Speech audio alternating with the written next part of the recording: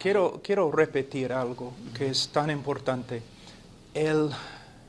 La importancia de la iglesia local y la importancia del ministerio del pastor o de los pastores de una iglesia local, ¿no? Algunos jóvenes tienen sus héroes en el internet y no es pecado escuchar a una persona en el internet. Dios ha usado las prédicas en el internet, pero nada puede reemplazar la obra de un pastor. Los jóvenes, en mi opinión, su necesidad más grande, hablando humanamente, es estar en una iglesia con un pastor sincero que está cuidando su alma y predicando la palabra de Dios. Y cuando nosotros escuchamos un conferencista que va a predicar un mensaje, es posible que él ha estudiado un mes para su mensaje, ¿no? Pero el pastor está predicando 2, 3, 4 sermones a la semana y enseñando clases de discipulado. Entonces, necesitamos darnos cuenta que estamos hablando de dos cosas totalmente diferentes. Y no debemos juzgar las prédicas del pastor, ¿no?, en base de algunas prédicas en el internet o en una conferencia. Mira, en mi opinión, y de verdad es mi opinión, creo que tengo una base bíblica, pero es mi opinión que la persona más importante en el reino de Dios es el pastor de la iglesia local. Y va a ser el hombre que ha llevado a cabo su ministerio con fidelidad, también va a ser el hombre más recompensado. No es el hombre más famoso en el internet. Puede ser el pastor desconocido ministrando en una iglesia de 20 personas en la selva del Perú. ¿Me entiendes? Es muy importante. Y todos los jóvenes, yo siempre, cuando ellos vienen a mí, estoy predicando y los jóvenes se me acercaron, yo siempre les he dicho o les he preguntado, ¿cómo se llama tu pastor? ¿En qué iglesia estás ministrando? ¿No? Y lamentablemente muchos jóvenes no me pueden contestar. Y nunca van a crecer a la madurez a menos que se dediquen a una iglesia local con un pastor bíblico. Eso me lleva a una pregunta también, que me considero bastante importante. Ya un cristiano reconoce su condición, está entendiendo cada vez más el Evangelio, está creciendo casi, podríamos decir así, por su propia cuenta.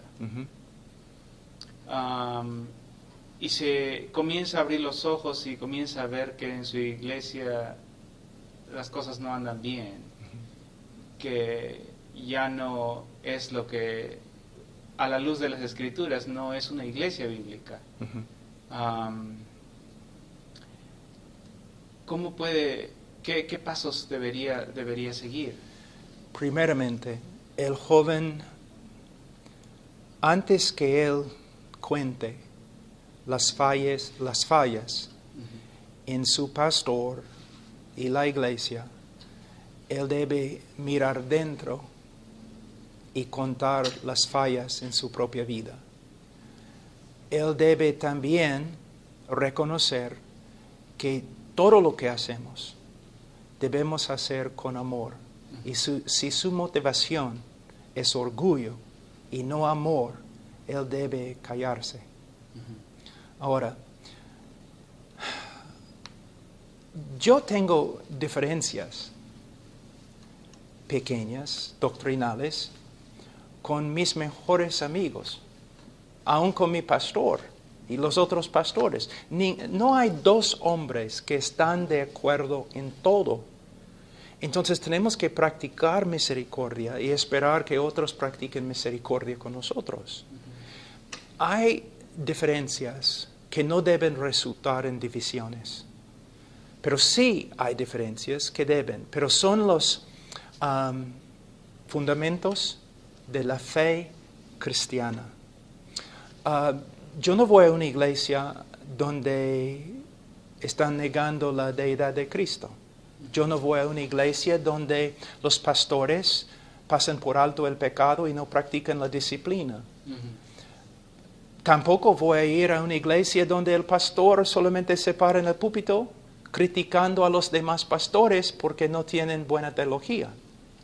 Entonces, el joven, si tiene un problema, él debe estudiar la Escritura y orar y pasar un tiempo simplemente esperando, escudriñando las Escrituras. Si tiene un problema, él debe ir al pastor.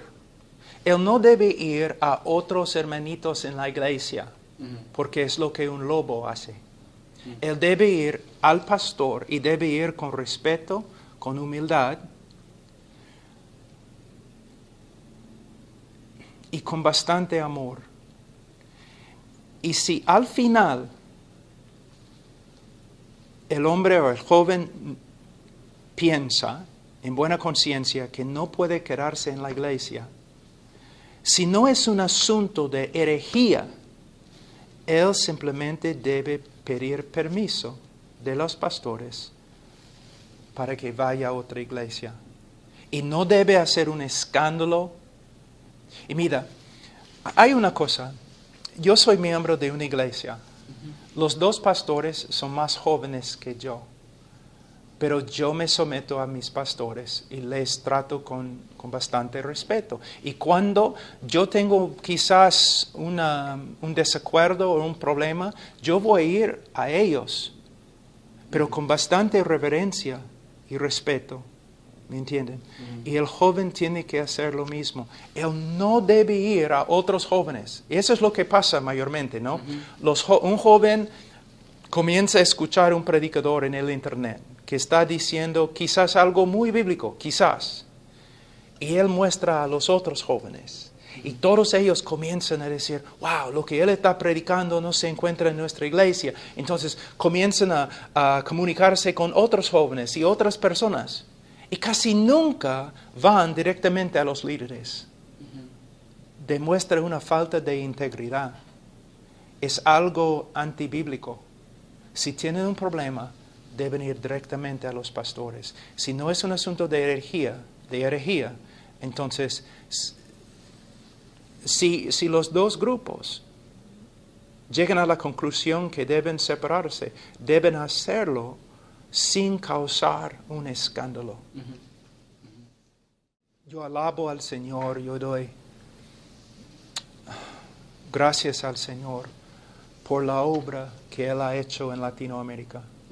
No en los últimos 10 años, no en los últimos 20 años, pero en los últimos 80, 100 años. Y los hombres y mujeres que han servido al Señor con bastante fidelidad.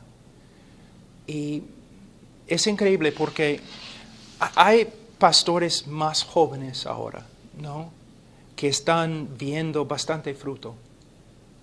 Pero tienen que darse cuenta que su fruto es el resultado de pastores peruanos, dominicanos, argentinos, que trabajaron años y años y años sin ver mucho fruto. Como por ejemplo, tu mismo padre, ¿no? Que ahora tiene ¿cuántos años? Tiene 86. ¿Y cuántos años sirviendo al Señor? Bueno, 85. Él estuvo trabajando hasta hace unos 10 años como pastor.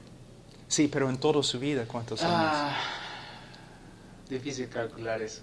No, 50, por ahí 60. Más ¿no? o menos. Sí. Más o menos. Y mira, necesitamos darnos cuenta que son hombres como él, luchando años y años y años, sin ver mucho fruto a veces.